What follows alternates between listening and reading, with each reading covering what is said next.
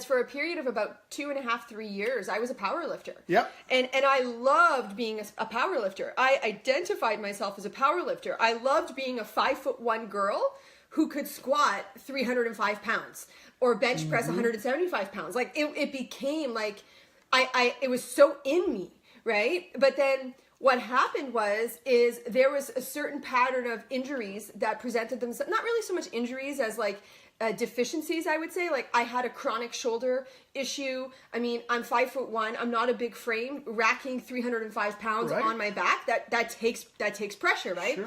So I started to develop these chronic kind of sorenesses and ouchies and so on and so forth that I started to cycle my training into cuts and powerlifting to give myself a break from the powerlifting. But then towards the end of this recent cycle, I had a conversation with my chiropractor and I talked about the idea of taking a year off of powerlifting. And he's like, you know what? I think that's the best thing you could do to allow your body to recover fully. And I'm going to sit here and honestly say, I'm not sure I'm ever going to power lift again the way I did. And that was a hard pill for me to swallow at first.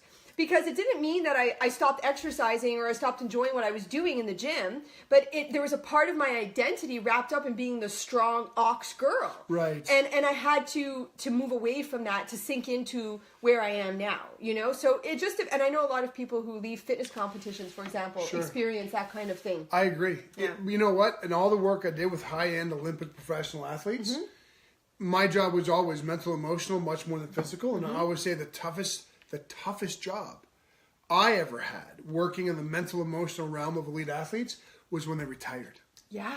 Because they were no longer world champion boxers. Yeah. They were no longer NHL leading scorers.